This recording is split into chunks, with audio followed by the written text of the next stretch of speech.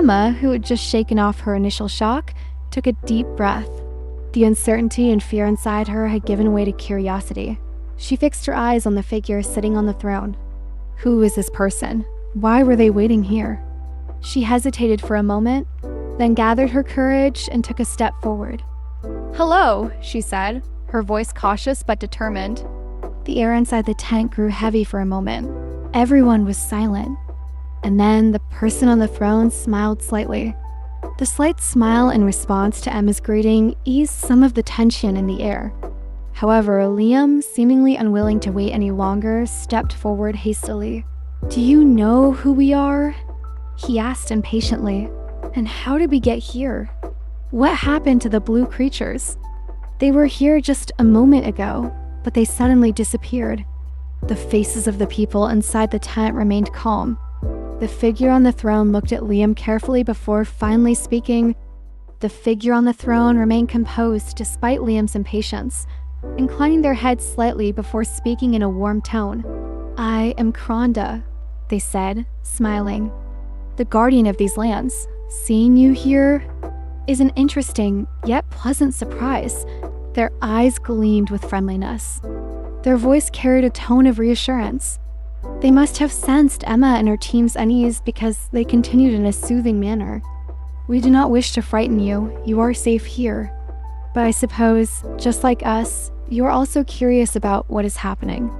Scanning the group one by one, Kronda asked, "And you? Can you tell me who you are and where you came from? How did your journey begin?" The sincerity in Kronda's eyes eased some of the tension within the group. They exchanged brief glances before beginning to introduce themselves. Zoe stepped forward first. "I'm Zoe," she said, her voice still a bit cautious but polite. "I'm part of Aurora's research team. We study new planets and life forms." Then Sam spoke. "Sam," he said, short and to the point. "I'm an engineer. I work with technology." Liam, trying to restrain his earlier impatience, added, "I'm Liam. I specialize in exploration missions. So I have some experience in stepping into the unknown." With a slight smile, he added, "Though that doesn't quite explain what's happening to us now." Max crossed his arms over his chest. "I'm Max," he began. "I specialize in medicine. And right now, my biggest concern is why we blacked out and whether it has any lasting effects." Finally, all eyes turned to Emma. Emma hesitated for a moment. Kronda's eyes still held their friendly gaze, but there was an odd sense of unease inside her. "I'm Emma," she said slowly. "I'm here as part of our mission."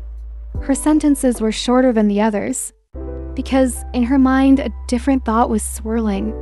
Why had the ones who had knocked them out suddenly become so warm and welcoming? The unease inside her grew. Everything was too smooth, too convenient. She could feel it. Something was off. Kronda, with their massive stature, rose from the throne. Their movements were slow but assured. The warm smile on their face never wavered.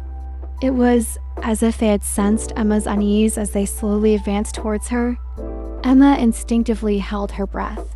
Kronda's presence, despite their friendly demeanor, was dominant and commanding. With each step they took, the air inside the tent seemed to grow heavier. Stopping a few steps away from Emma, Kronda asked in the same warm, gentle tone. "So, where did you come from?" Emma met Kronda's gaze. Did they really want to know the answer, or were they just trying to learn more about them? Her suspicions did not ease for a moment. She briefly glanced at her teammates. They were all waiting to hear what she would say, but her instincts told her not to reveal too much. Emma swallowed slightly and gave a brief, evasive response. "We're from Earth." Kronda carefully studied Emma's eyes. Their smile remained, but Emma's unease did not fade. Despite Emma's short and vague answer, Kronda maintained their smile. However, the curiosity in their eyes had become more pronounced. Interlacing their fingers behind their back, they tilted their heads slightly and continued speaking. "Earth," they said slowly, as if savoring the word. "I have heard of it, but I do not know exactly what kind of place it is." Their eyes remained fixed on Emma as they continued. Can you describe Earth to me, Emma? What kind of life exists there? What kinds of creatures live there? Are humans like us? Emma carefully listened to Cronda's questions. Clearly, they wanted to know not just where they came from, but more about Earth itself. But why? Were they genuinely curious, or did they have another purpose? A strange sense of unease stirred within her. Earth is vast and diverse, she said cautiously. It is covered with oceans, mountains, and forests. Many species live there. Humans, just like here, have different cultures and ways of life. She paused for a moment, studying Cronda's expression. Then, with a slight smile, she added, "But to truly know Earth, you have to be there. Words alone aren't enough." With these words, she managed to keep Cronda engaged while avoiding unnecessary details. She waited silently to see how Cronda would react. Cronda listened to Emma's vague answers patiently. However, a slight tension had now formed beneath their smile. Straightening slightly, their shoulders stiffened. Though they maintained a friendly demeanor, it was now evident that they wanted clearer answers. Keeping their eyes locked on Emma, their tone became a bit more serious. "I see," they said slowly. "Earth is vast and diverse. But you haven't told me what I truly want to know, Emma." Taking another step forward, their massive shadow rippled in the dim light of the tent. "In which galaxy is Earth?" they asked, their voice still friendly but now more precise. "Is it in a place we know, or somewhere we have never reached?" The air inside the tent grew heavy. Under Cronda's calm yet insistent gaze, Emma had to either answer or find a way to deflect the question. Her unease was growing. Were these questions merely curiosity, or was there another motive behind them? Emma's unease grew. She had noticed the subtle shift in Cronda's demeanor. At first, they had been warm and welcoming, but now, it seemed like their patience was running out.